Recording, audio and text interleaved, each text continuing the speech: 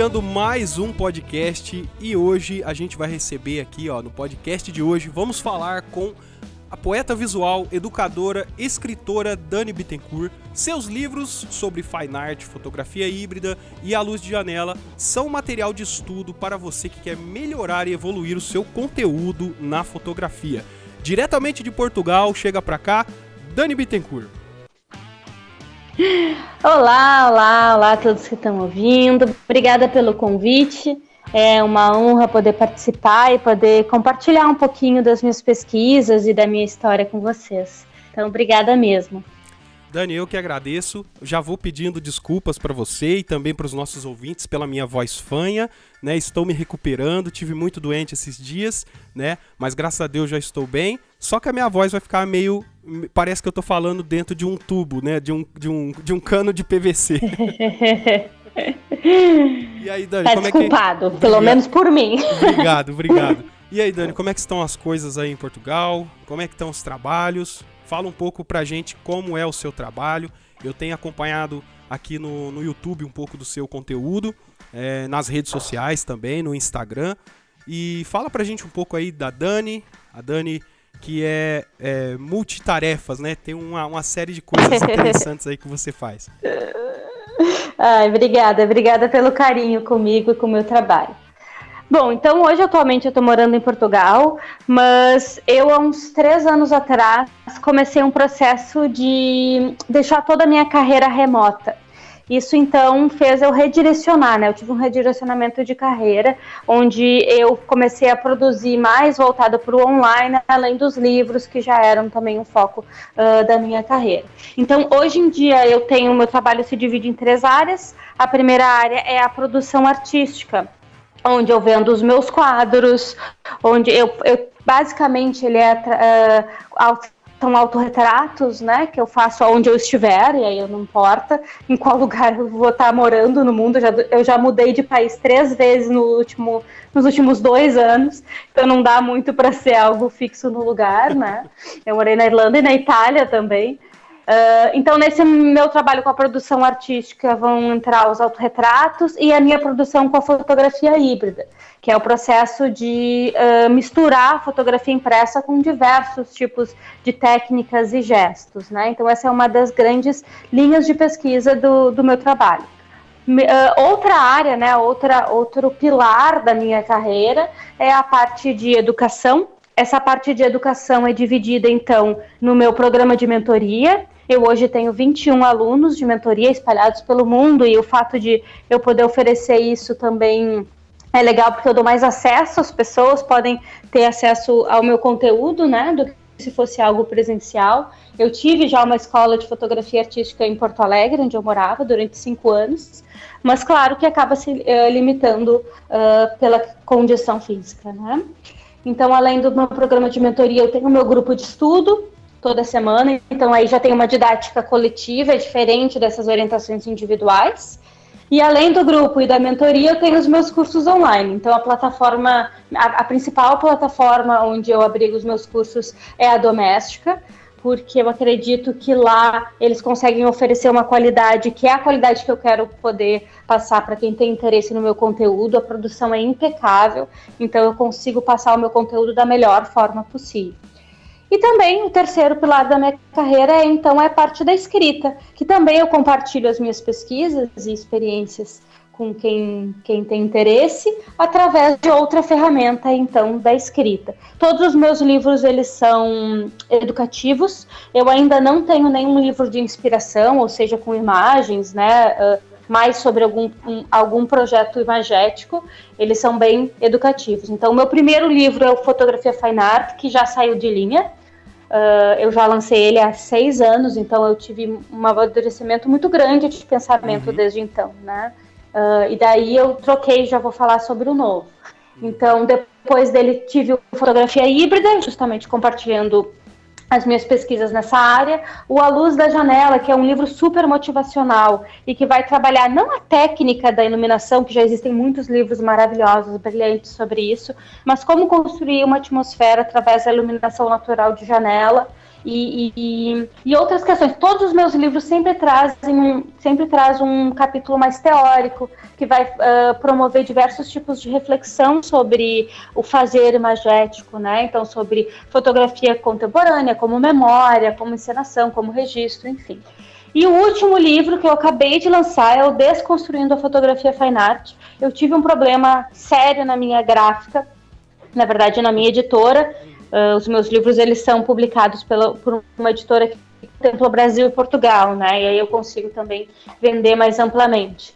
E eles começaram a distribuir o meu livro com as fotos muito escuras. Só fiquei sabendo um mês depois, porque eles não me mandaram o livro, enfim. Foi um pepino enorme, gigantesco, que eu ainda estou tentando resolver. Então ele ainda está parado nas vendas, eu tirei do ar, até eu ter garantia de que eu vou poder oferecer o melhor livro possível para quem comprar. Eu vou estar resolvendo isso, então acredito que até o final da semana que vem ele já esteja no ar de novo. E é isso, um monte de coisa. Esses dias eu estive falando também com o Armando Vernalha aqui no canal, aqui no podcast, e ele também falou dessa coisa de ser muito... como é que eu posso dizer? Multifuncional, né? É sempre bom a gente fazer várias coisas. Eu também gosto muito, assim, de estar sempre desenvolvendo várias coisas em paralelo ao que eu mais gosto de fazer, que é a fotografia. Mas chega uma hora que a gente mesmo acaba se enchendo de muita tarefa, né? A gente fica até meio preso, né? Você fala assim, poxa, eu tenho tanta coisa pra fazer. E geralmente as coisas que a gente faz é as coisas que a gente gosta, né? Mas às vezes é tanta coisa que a gente fica as 24 horas do dia quase que não são suficientes, né, Dani? Com certeza.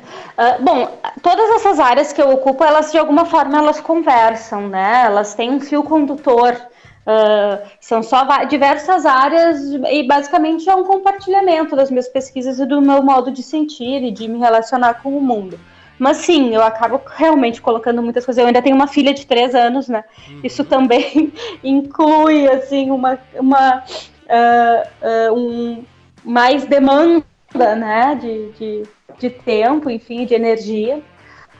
Mas é que eu amo muito o que eu faço. Eu peguei agora férias uma semana, depois de 2 anos. Eu não conseguia tirar férias, eu queria só trabalhar. Então eu sou um pouco workaholic nisso, óbvio, sem romantizar nem nada. Eu me coloco horários de trabalho de começo, meio e fim, mas com certeza tudo que eu produzo é com muito carinho.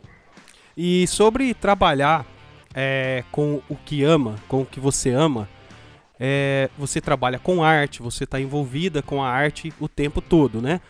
E às vezes, quem está nos ouvindo aqui, os nossos ouvintes aqui, a maioria do pessoal que sempre me ouve aqui nos podcasts, são ou hobbyistas de fotografia, né? Ou pessoas que, assim como eu, desenvolvem um trabalho paralelo à fotografia. Às vezes a gente tem que dedicar um bom tempo do nosso dia para algo que a gente nem gosta e um pouco só desse tempo para fotografia, que é algo que a gente realmente gosta muito de fazer.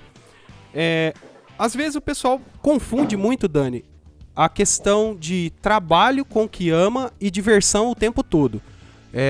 Eu acho que tem essa questão também de você entender que mesmo que é um trabalho que você ama muito fazer, que te dá muito prazer, muita satisfação, é algo que tem que ser levado muito a sério, porque afinal de contas é um trabalho, né? Eu não associaria o trabalho que tu ama fazer como algo que é divertido fazer.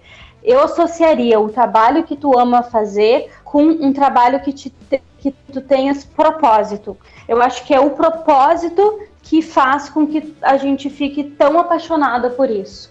Não é porque é fácil ou porque é divertido, mas é porque tem um sentido naquilo. E é daí que tu tira força, sabe? Muitas vezes para ficar muitas horas trabalhando, ou muitas vezes para aturar algumas partes que são mais difíceis, né? Porque principalmente se tu está numa carreira autônoma, tu tem que assumir diversos papéis, que vão para além do fotografar, né? Que vão muito na parte de gestão e organização, e esse é um dos pontos que os meus alunos de mentoria principalmente trazem como mais frágeis na sua construção de carreira. É entender que não é só o produto, o serviço, mas que também existe uma rede enorme de fazeres que também tem que ser dominados, né?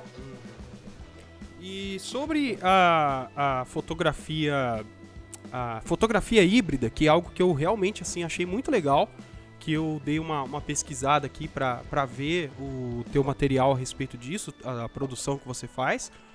O que você poderia falar pra gente, até para as pessoas que ainda não conhecem ou que querem talvez entrar e desenvolver um trabalho como esse? O que você daria assim como um norte, além de, claro, indicar o seu curso, né? É verdade, um dos meus cursos na Doméstica é sobre fotografia híbrida. Olha, eu acho que é importante a gente entender o contexto. A fotografia híbrida, ela funciona muito bem num contexto de fotografia contemporânea, onde a fotografia é olhada de uma forma mais expandida e mais aberta a possibilidades, né? Óbvio que a gente pode usar processos híbridos em diversas áreas da fotografia, acho que não tem nenhum tipo de limitação, mas eu acho que é importante a gente entender que a fotografia vai para além do ato de fotografar, né? E eu acho que a fotografia híbrida, ela atende muito bem a questão de materializar aquilo que a gente está sentindo, porque de fato tu está materializando. Então a gente consegue dar uma profundidade na narrativa muito maior. E uma das coisas que eu mais gosto da fotografia híbrida é a parte do experimento, das coisas que acontecem durante, que a gente não tem como controlar, né? Não tem como controlar o que vai acontecer se eu botar fogo na foto, se eu botar ela enterrada. Eu não tenho como controlar isso, porque depende de diversos fatores que vão para além do meu controle. Então, o ato de fazer, né, o processo híbrido, ele te traz muitas reflexões e muitas questões que não poderiam ser feitas em fotografias mais instantâneas, sabe? Permite uma transformação muito maior, porque precisa de tempo. Então, isso é uma das coisas mais fascinantes da fotografia híbrida. Inclusive, ela surgiu na minha vida num momento de muita dor.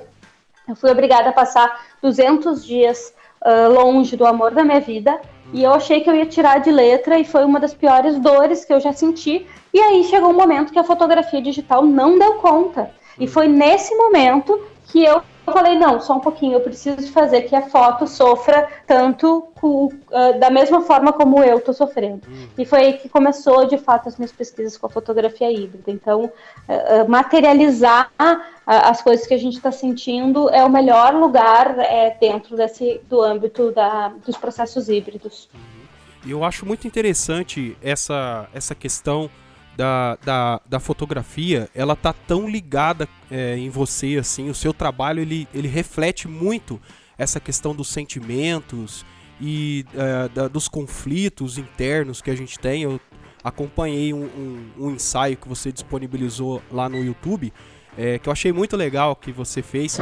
Você tá fazendo um ensaio de uma modelo uma fotografia pântano, no pântano, né? Isso, E aí você falou pra ela, ó, entra no pântano.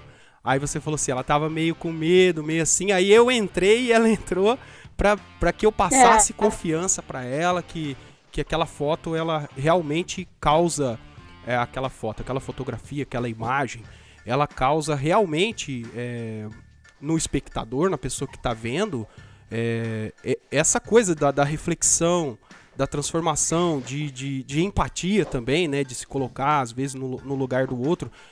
Eu acho muito legal. E eu vi que você falou nesse vídeo que você trabalha muito com roteiro, né? Você cria tudo aquilo antes e chega lá, você começa a desenvolver baseado num roteiro que você criou, né? E como que é esse processo, Dani, de você ter a ideia de passar tudo isso de materializar tudo aquilo que está na sua cabeça? Bom, acho que tu falaste 3 coisas importantes de pontuar. A primeira, que na época que eu fotografava intérpretes, né? Eu gosto de chamar de intérpretes porque elas justamente interpretavam o meu roteiro. Eu tinha uma coisa que eu sempre passava para os alunos, que era não pedir para ninguém fazer algo que tu não esteja disposto a fazer. Então, pedir para a pessoa ir no pântano, cheirando mal, num lodo, enquanto tu fica no sequinho olhando, não funciona, né? Tu tem que estar disposto também a te colocar num lugar desconfortável, se tu tá pedindo para alguém se colocar nesse mesmo lugar.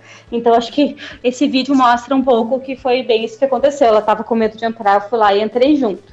Agora, que tu colocaste, né, sobre eu criar a partir dos sentimentos. Eu acho que esse é o fio condutor de todo o meu trabalho, de toda a minha obra.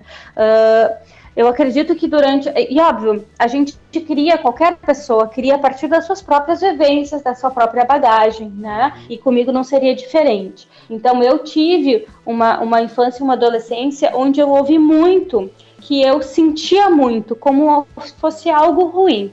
E eu acho que um dos grandes objetivos com o meu trabalho, tanto a minha produção artística quanto o meu compartilhamento através dos livros e dos cursos, é essa validação do sentir. Porque no momento que eu consigo colocar o que eu estou sentindo na imagem, eu valido aquilo, eu legitimo aquilo. Então eu acho que esse é um dos principais pontos assim, de toda a minha obra. E a terceira questão que tu colocaste do roteiro, eu sou uma pessoa controladora, obsessiva, assumida. Então, assim, ó, o vento do cabelo, tudo eu controlo.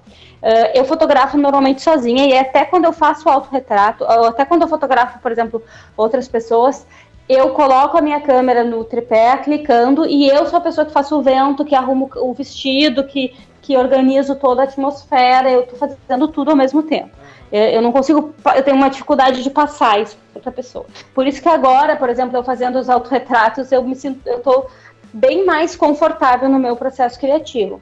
Embora a fotografia híbrida me tire essas rédeas, me coloque nesse lugar de tensão. E eu acho que é por isso que eu gosto também, sabe? Porque muitas coisas eu planejo e na hora que eu vou fazer eu descubro outras coisas. Então, por exemplo, se tu me acompanha ali no Instagram, deve ter visto que agora eu estou fazendo uma pesquisa de fotografia com argila. Uhum. E aí eu coloquei a argila e o papel era um jato de tinta. E a argila, porque ela era molhada, ela descolou esse jato de tinta do papel. E nossa, que deu erro, estragou. Quando eu tirei a argila, a foto estava totalmente transferida na argila. Olha. E aí eu descobri um processo de transferência assim, no erro. E no não controlar a situação, né? Entendi. E a fotografia híbrida tem muito disso. Os meus principais, as principais técnicas, as que eu mais gosto de usar, elas aconteceram. Eu não consegui controlar. Então, eu sou direto atravessada por esse... Eu, controladora, né? Quero controlar o processo e tomo uns tapas na cara, assim, de não, isso aqui tu não vai controlar, mas vai ficar melhor. Então, é a relação que eu tenho com a fotografia híbrida, é um pouco essa. Nossa, mas isso é muito legal, né? Porque até tinha uma frase que eu ouvi em algum lugar também, não lembro direito, que era uma frase sobre lâmpada, né? O cara que inventou a lâmpada descobriu, sei lá, 1000 formas de como não se criar uma lâmpada, né?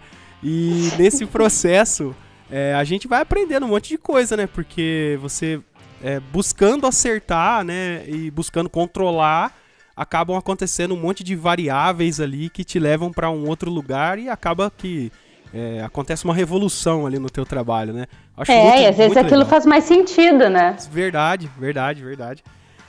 Uma coisa... E eu tô aberta as coisas que vão dando errado, eu vou incorporando. Então, é isso que é legal, né? Porque você não julgar, né, uma coisa antes de que ela de fato aconteça, né? Você meio que já vai meio que se preparando. Ah, não, se isso aqui acontecer, não tá legal. Eu quero que fique daquele outro jeito. Mas aí é importante que a gente absorva primeiro o que tá acontecendo antes de fazer já um pré-julgamento, né? Às vezes Claro. Uma coisa que acontecia muito comigo na fotografia de rua.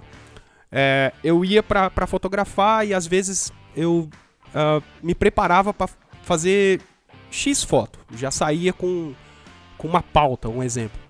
E aí chegava ali, ia fazer uns cliques e tal, e as coisas meio que não estavam acontecendo do jeito que eu queria. E aí eu já ia, apagava a foto sem nem dar a chance de olhar a foto direito, de ver o que poderia ser aproveitado, talvez de um melhor enquadramento ou de um tratamento diferente, né? Hoje eu tenho mais cuidado com isso, mas há um tempo atrás eu era muito revoltado, sabe? Eu tinha que ser do jeito que eu queria, senão não tava bom. E ainda falando sobre isso, Dani, eu até anotei aqui pra te perguntar uma coisa que me veio esses dias e inclusive ia ser legal eu te perguntar. É uma pergunta meio filosófica. Qual que seria a diferença entre a fotografia e uma imagem? que hoje a gente tem muitas imagens, né? Você entra principalmente nas redes sociais, a gente é bombardeado por muito conteúdo o tempo todo, né?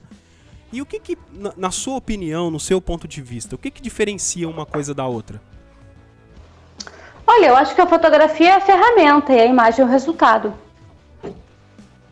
Acabou, não tem muito... Não é, na minha opinião, não é tão filosófico, assim, no sentido de... a fotografia, ela é uma possibilidade que tu pode usar sozinha, com outras coisas, porque, assim, o ato de fotografar já é uma encenação, né? Se a gente vai pegar... O Boris Kossov fala como ficção, François Solage fala como encenação. O que ele quer dizer com encenação? Não é a pessoa estar encenando para a câmera, mas é o próprio fotógrafo que tem intenção e que está enquadrando, que está excluindo e incluindo. Isso já é um recorte, né? Então, como que eu vou fazer esse recorte? Eu vou utilizar a fotografia como uma ferramenta. Agora, por exemplo, no meu caso, que é a fotografia híbrida que existe, né? Eu posso utilizar a fotografia como uma das etapas da minha imagem. Certo? Porque, por exemplo, o Photoshop também é uma ferramenta que eu também posso ou não utilizar. Também é uma etapa para criar uma imagem. Eu diria isso. Pode concluir. Não, eu nunca tinha refletido sobre isso, mas eu acho que meu pensamento vai um pouco por essa direção mesmo. Uhum. Interessante, porque tudo que a gente vai fazer hoje, a gente tem que dar sentido, a gente tem que dar sentimento e tal. E às vezes a gente percebe que...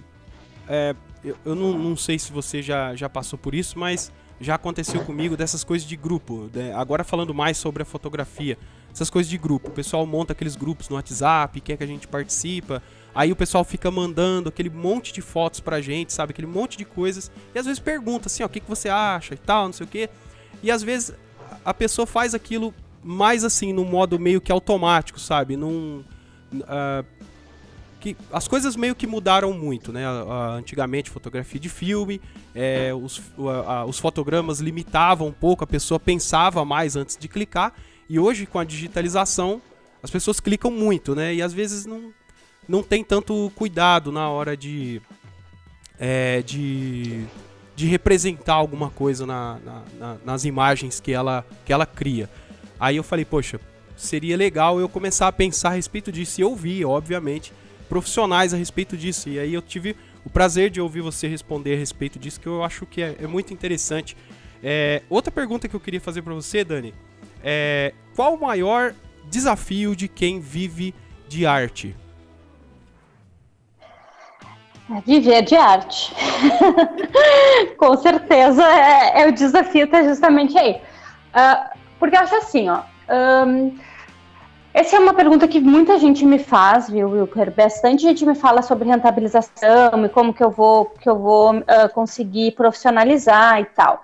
Eu acho que a grande questão, o grande desafio é tu conseguir entender que não existe só a parte da produção. Então, além de tu teres que oferecer uma produção que seja significativa, que seja... autêntica, diversos fatores, né, que seja plástica, tu tem que também pensar todas as outras etapas, porque para eu poder viver de arte, eu preciso rentabilizar de alguma forma. E não existe só um meio de rentabilizar, eu gosto de falar que não existe o mercado, ou tu entra ou tu sai.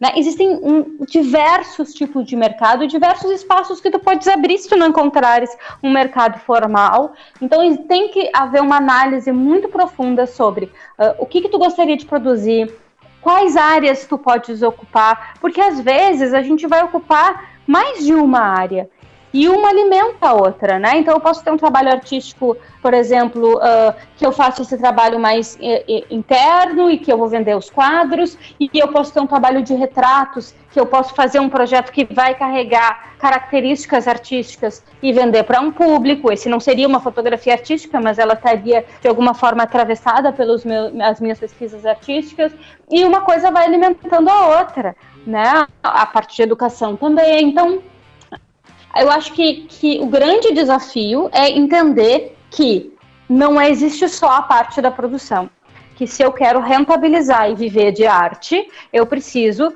analisar com muito cuidado e com muito critério o meu próprio trabalho, as áreas de atuação e fazer um estudo de mercado para cada uma dessas áreas. Não tem atalho, sabe? Não é de um dia para o outro. É trabalho duro mesmo. E não tem garantia também. É o trabalho que tu vai fazer dia a dia. E é um trabalho de formiguinha, assim, tu vai conseguir reconhecimento depois de um certo tempo, depois de uma certa caminhada, não tem atalho. Então, acho que o grande desafio é compreender todas essas etapas, assim. E quando tu falaste, só para a gente finalizar ali a tua pergunta anterior sobre fotografia e imagem, eu não entendi muito bem o nascimento desse teu questionamento, mas ali depois quando tu me fala da questão dos arquivos e das pessoas que fotografam muitas coisas e tal, eu concordo contigo que a digitalização da fotografia fez com que a gente talvez não pensasse tanto na hora de fotografar e tudo mais, e a produção de imagens acaba sendo massiva, mas eu acho que já existe um movimento bem grande, assim, de pensar a fotografia, como é que eu posso dizer, de frear um pouco essa produção enlouquecida de imagens, né? A gente tem muita gente que estão trabalhando muitas pessoas que já estão trabalhando com apropriação de imagem, então imagens que já foram produzidas e são ressignificadas agora. Se a gente vai olhar principalmente ali na parte acadêmica, existem muitos artigos que vão falar sobre arquivo, apropriação, então acho que isso também está acontecendo agora, né? Para além dessa produção desenfreada. É, claro que as pessoas são livres para criar o seu material. Eu aqui principalmente não tô querendo dizer o que cada um tem que fazer, mas é algo que a gente nota hoje, né? Até nas redes sociais mesmo, a gente percebe que as pessoas meio que criam conteúdo. Existe até uma obsessão por criar conteúdo.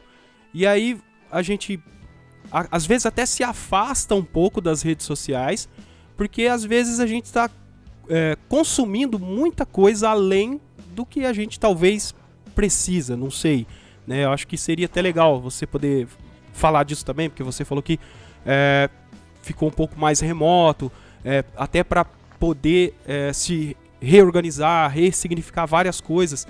E eu acho que a internet ela tem o benefício, óbvio, né, de aproximar as pessoas, tanto que o nosso podcast hoje é uma prova disso, né? Você tá lá em Portugal, aí em Portugal, e eu aqui no estado de São Paulo, no interior aqui do estado de São Paulo, e a gente tá conversando, e ela tem esse benefício, mas também tem essa carga, né, Dani, de que é muita informação chegando muito rápido a todo momento, né? O que você acha sobre isso?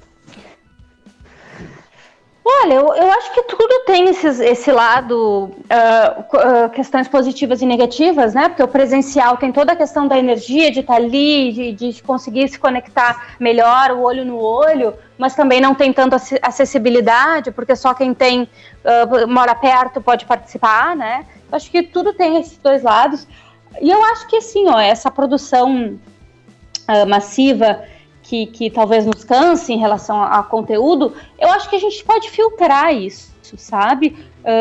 E a gente filtra organizando as pessoas que a gente segue. Se tu tá seguindo uma pessoa que tá te deixando ansiosa, para de seguir ela e tá tudo bem. Eu acho que esse filtro quem tem que colocar é a gente mesmo. Por exemplo, na verdade, meu trabalho hoje é 100% remoto. Ele não tem absolutamente nada presencial.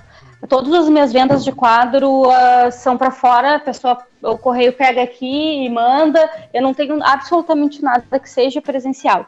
E o Instagram e as redes sociais, de uma forma geral, elas são essenciais para que o trabalho circule, né?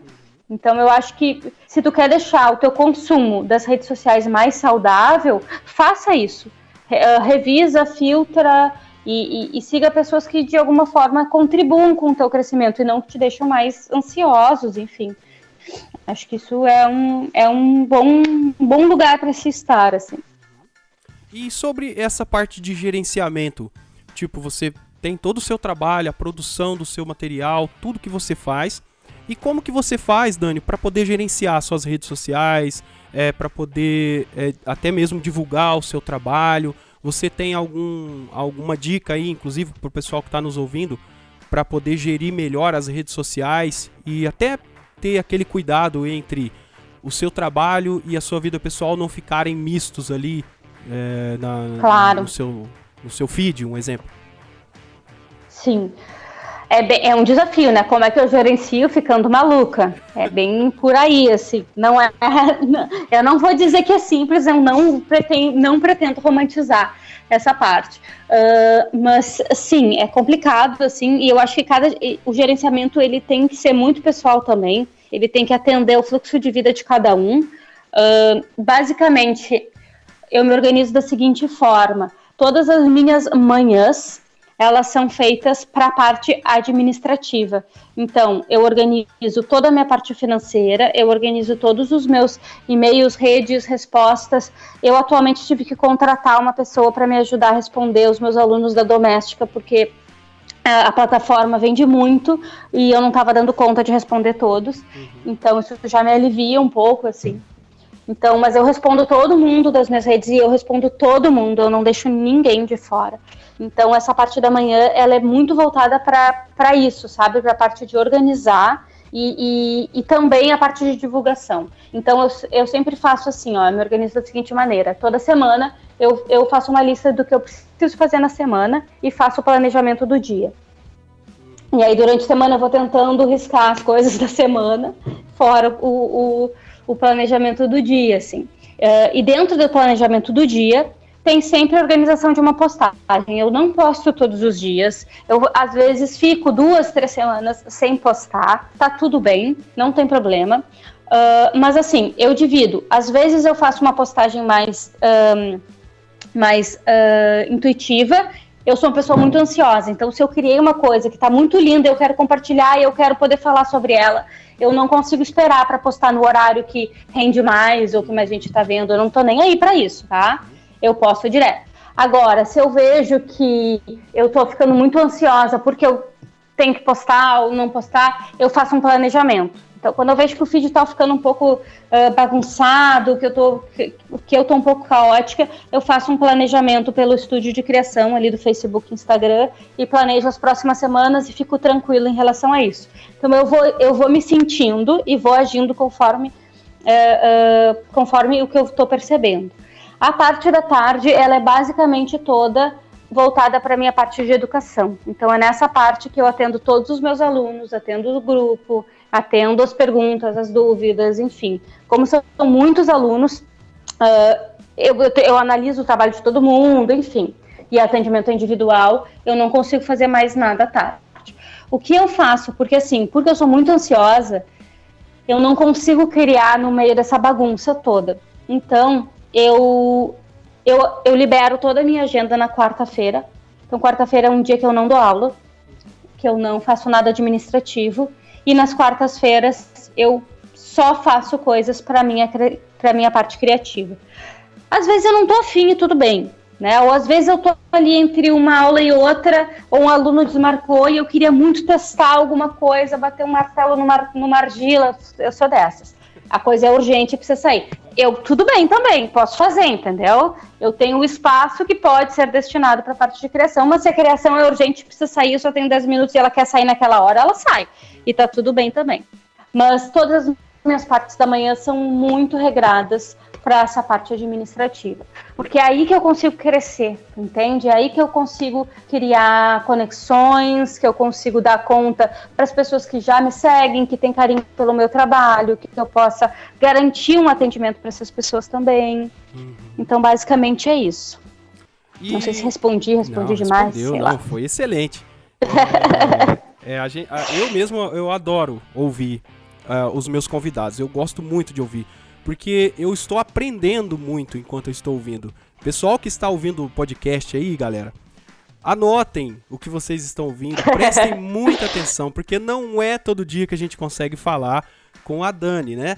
Ela é uma profissional muito dedicada, muito ocupada, mas como ela mesmo disse aqui, ela dá muita atenção para as pessoas que acompanham ela lá nas redes sociais. Eu mandei mensagem, ela de pronto já me respondeu. Então, assim, eu fiquei lisonjeado mesmo. É um prazer imenso estar falando com você, Dani. Muito obrigado por ter dedicado, por estar querido, dedicando, né, esse tempo aqui pra gente. O prazer é meu. E outra coisa, né? Uma coisa que é importante. O meu trabalho existe na relação. E existe na relação com quem? Com vocês. Porque ele só existe porque vocês se conectam, se relacionam de alguma forma com o que eu produzo. Então, não existe trabalho artístico sozinho, sabe? Não existe. Por meu trabalho acontecer, ele acontece na relação. Então, é óbvio que eu vou tentar retribuir pelo menos um pouco do carinho que eu recebo, né? Isso é legal, gente. Olha aí que bacana. Valeu, hein, Dani? Ó, tem mais algo aqui pra te perguntar que... sempre o pessoal que vem aqui falar comigo, geralmente são fotógrafos, professores de fotografia, criadores de conteúdo. Já entrevistei artistas também aqui, pintores, né, que é o caso do Pedro da Costa, um pintor lá do Rio de Janeiro. Ele faz, Dani, pintura em casamentos, né? A pessoa convida ele e em vez de fotografar, ele pinta um quadro da cerimônia. É muito legal, fantástico o trabalho dele.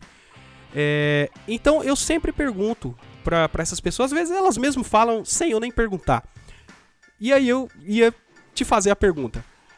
Você acha que houve uma evolução na sua carreira, ou uma evolução pessoal sua, depois que você começou a ensinar aquilo que você faz, a ensinar fotografia, a ensinar sobre arte?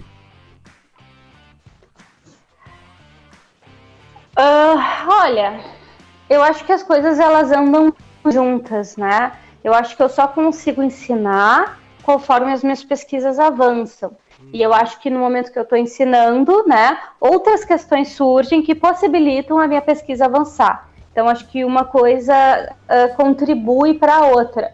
Mas o começo dessa parte de compartilhar é muito complicado, né? Síndrome do impostor, tu acha que tu nunca está pronto o suficiente, ou porque tu não fez um curso formal. Eu, no caso, eu sou formada em fotografia, mas, por exemplo, eu tinha muito receio de ensinar Photoshop, porque eu nunca tinha feito um curso sobre Photoshop. Então, a gente fica inseguro de compartilhar, né? E eu acho que conforme tu vai também deixando mais consistente o teu trabalho e com mais... enfim, com mais segurança daquilo que tu está fazendo, tu consegue passar o conteúdo também com mais segurança e com mais consistência. Eu acho que uma coisa... Óbvio que a gente amadurece, não há dúvidas que quando tu compartilha com outras pessoas, não só o fato de tu compartilhar, mas a troca possibilita esse amadurecimento, né? E uma coisa também que o Pedro citou para mim aqui, que eu queria também perguntar para você, que ele tá há 40 anos dedicados à arte dele, né? E ainda assim, ele ainda tem que ficar respondendo aquelas perguntas de, tá, você pinta quadros e você trabalha com o quê? Isso acontece muito com você, Dani? De você ter a tua profissão e as pessoas meio que não entenderem, acharem que ela fotografa, ela faz fotografia híbrida. Isso não é trabalho, as pessoas você ainda tem que lidar com esse tipo de preconceito? Olha, sinceramente não. Sinceramente eu não tenho esse feedback. Eu acho que muito porque quem me acompanha já me acompanha, sabe? Então, porque eu falo bastante de mercado e porque eu falo muito de gestão, eu acho que isso faz com que esse preconceito se desconstrua um pouco.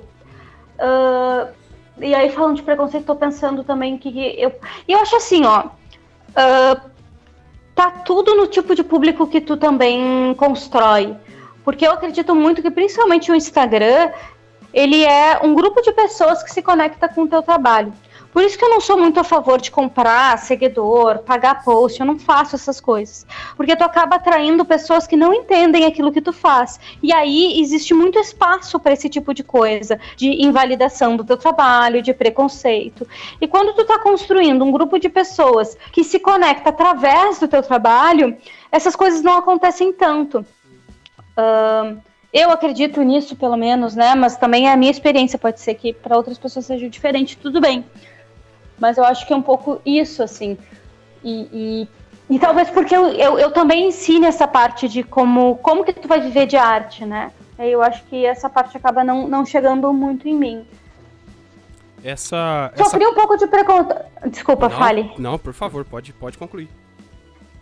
É que a gente estava falando de preconceito, né? Daí eu tô tentando pensar qual preconceito eu possa ter sofrido, até para encorajar, né, as pessoas que estão ouvindo.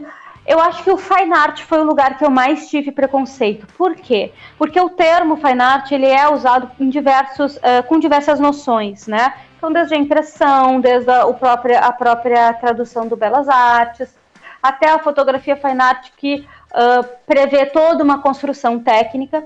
E a minha fotografia fine art, ou seja, não a minha eu criei, mas a que eu pesquisei e a que eu desenvolvi, enxerga o fine art, né, a fotografia fine art, como aquela fotografia que parte das questões do autor.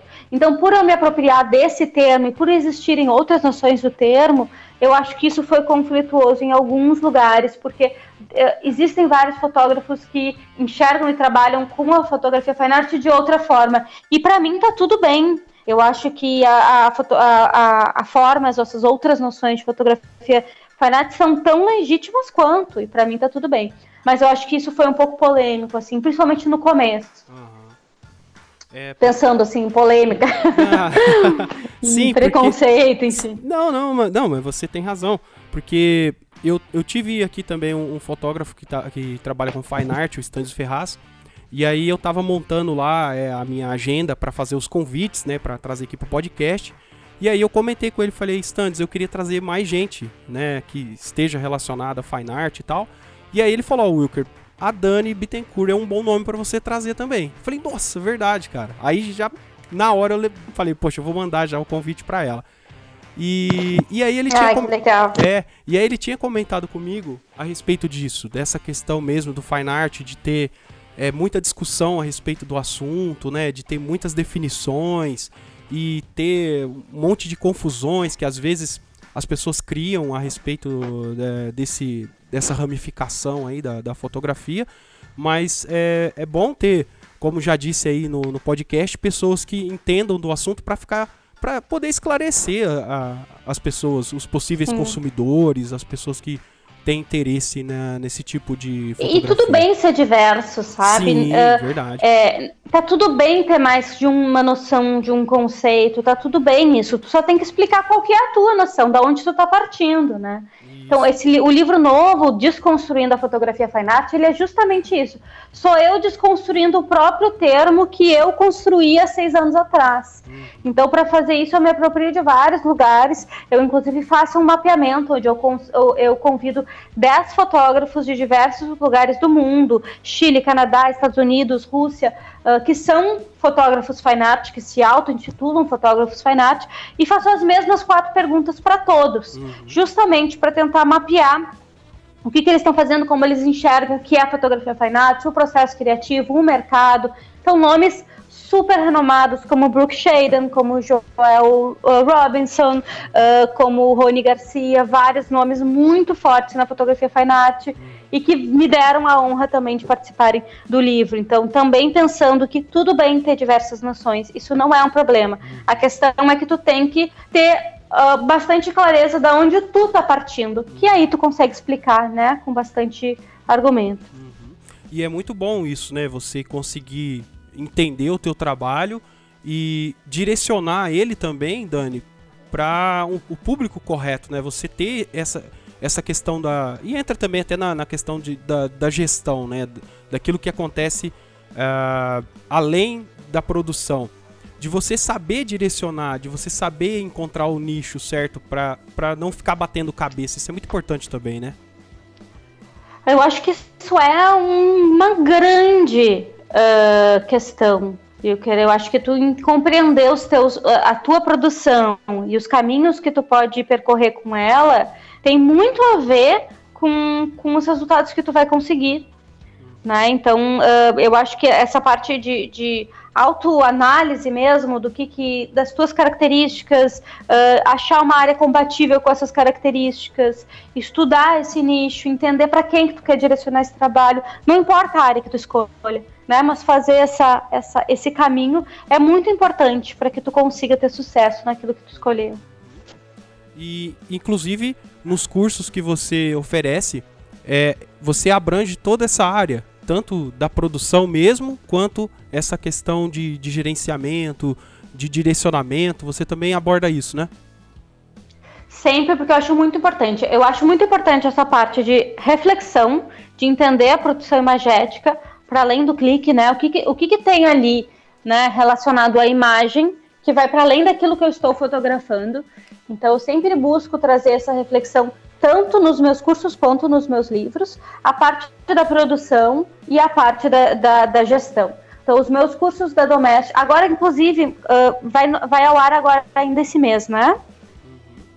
Sim. Vai.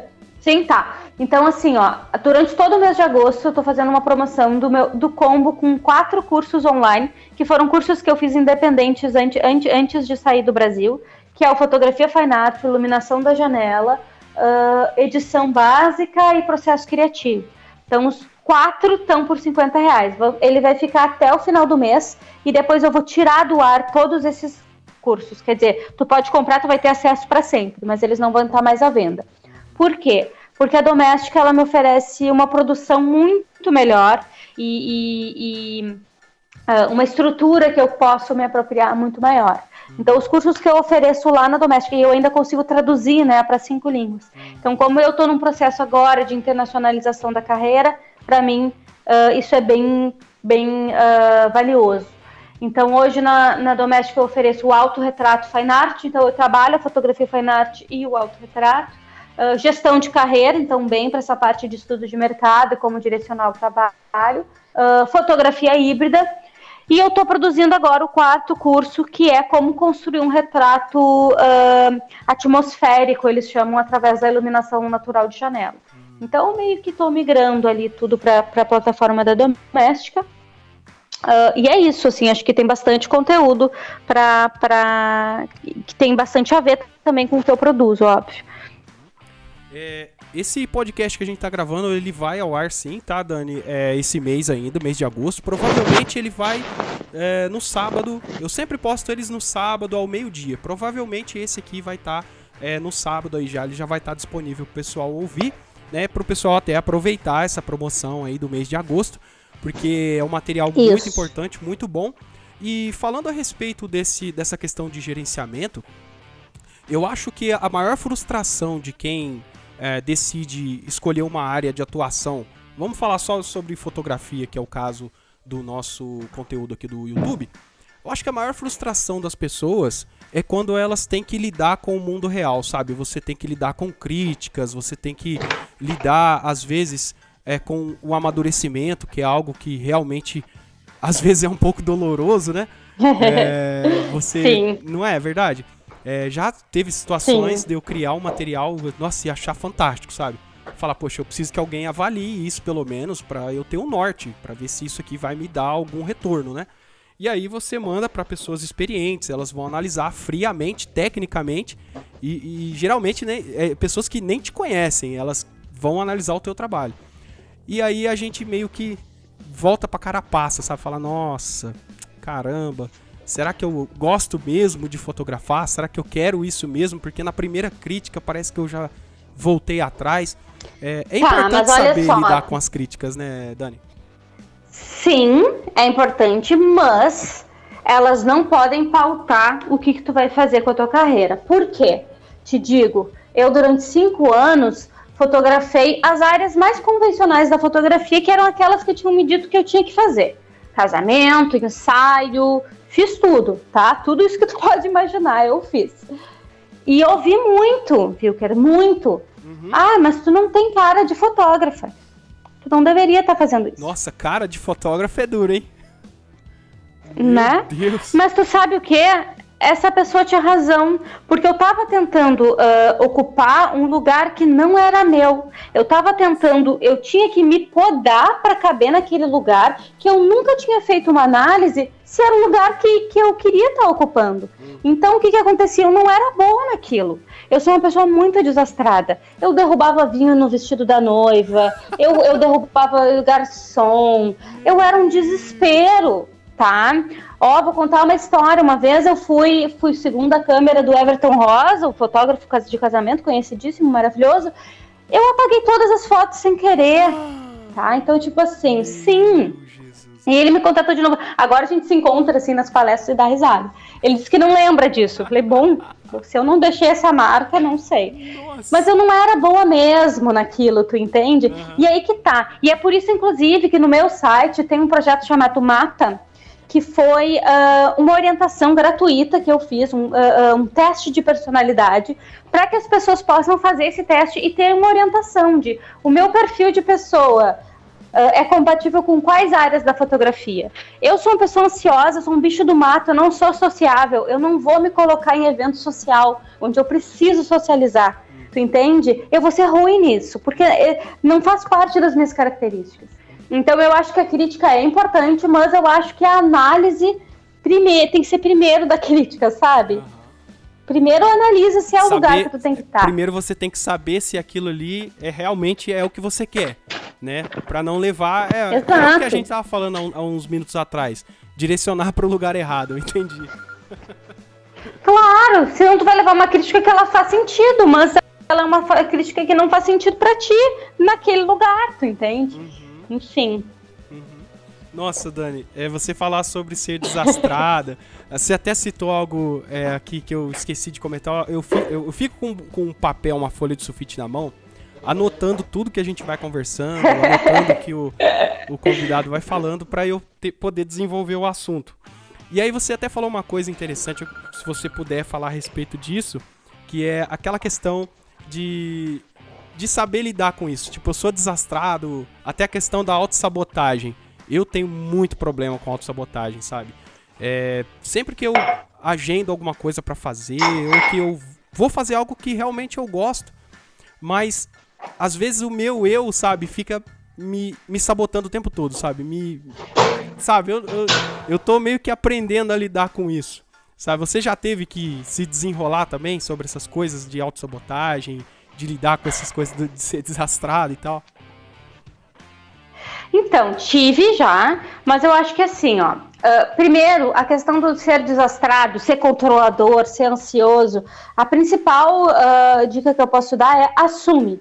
Assume que essas são características que fazem parte de ti. Porque aí se tu assume, tu consegue lidar e achar um lugar mais confortável para que tu possa ocupar, que tu não precise te rodar para caber. Então, a primeira coisa que eu fiz foi assumir. Eu sou uma pessoa desastrada. Eu já derrubei em estúdio tochas inteiras de luz, no meio de ensaio. Eu sou essa pessoa. Eu sou uma pessoa ansiosa, então eu não posso ter horário marcado. Eu preciso... eu tenho que criar de uma forma que eu possa refazer quantas vezes eu quiser, né? Então, aí tu vai encontrando um lugar compatível, né? E sobre a questão da autossabotagem, eu tive muito no começo da minha carreira, mas eu entendi que a autossabotagem também vem de uma construção social, cultural, né? Principalmente dentro da fotografia, muitas vezes ela é um ambiente muito tóxico, onde tu tem alguns fotógrafos que te dizem que tu tem que fazer dessa forma, se tu não fizer dessa forma, tu não é um bom fotógrafo. E isso é muito tóxico, porque de repente tu não é a tua forma, de repente tu vai fazer de outra forma e essa outra forma vai ser brilhante. E tudo bem. Então eu acho que a autossabotagem ela acontece muito na comparação. E se a gente vai encontrando esse lugar que é autêntico, esse lugar que tem a ver com as tuas características, não tem comparação. Porque ninguém tem como comparar com a tua vivência, com o teu modo de te relacionar com o mundo. Isso não tem como comparar. Técnica todo mundo alcança. Agora o que tu faz com ela, aí é de cada um.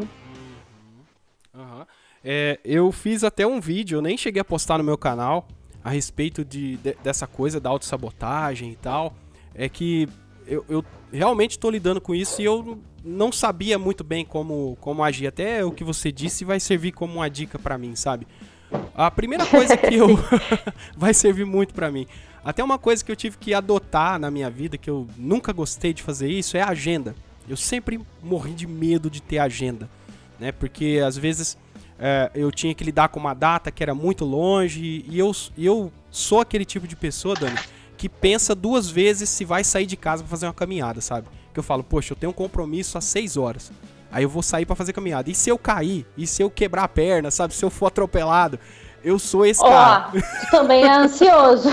Nossa, tu também é ansioso. Demais, demais. Você não tá entendendo. Quando tava chegando a hora da gente gravar aqui, eu já tava suando a mão. Eu falei, ixi, cara, meu Deus, tô nervoso. Isso é mas aí tu tem como criar alternativas para ficar menos ansioso, né? Um ambiente mais confortável para que tu possa te desenvolver de uma forma mais livre. Foi assim que eu fiz. Né? Acho que ajuda bastante. Sim, você tem que entender mesmo isso e aceitar que é desse jeito. E olha pra você ver que coisa. Essa semana que eu tive de atestado aqui, né? Como eu falei lá no começo do podcast, que eu fiquei doente e tal. Pra depois de amanhã, eu já tenho um monte de serviço pra fazer de clientes que já até me pagaram. E agora você imagina um cara ansioso e autossabotador lidando com essa situação, né? O meu atestado, ele vence dia 4, mas dependendo de como eu tiver, talvez eu ainda não possa sair na rua. Então, Dani, eu tô uma pilha. Eu tô uma pilha aqui. Sim. De repente, tu já remarca esses... Olha, eu tenho essa característica, tá? A característica de orientadora que quer resolver o problema de todo mundo. Ó, esse podcast, isso é a minha Dani, característica. Vai acabar virando uma... Como é que fala? Uma mentoria. Uma mentoria. Mas é meu perfil, né? Porque tu pode, por exemplo, já trocar, que tu vai ficar muito mais tranquilo, que tu não tem que cumprir esse compromisso. As pessoas vão entender. Sabe? Às vezes a gente tem que ser gentil conosco mesmo. Porque quando a gente é autônomo, a gente se responsabiliza por tudo o tempo todo, né? E então não tem... Eu nunca tive licença maternidade, licença tô doente. Eu atendo as pessoas com amidalite, com tudo, sabe? Mas às vezes o corpo diz só um pouquinho, não vai dar. E aí tu tem que te colocar em primeiro lugar.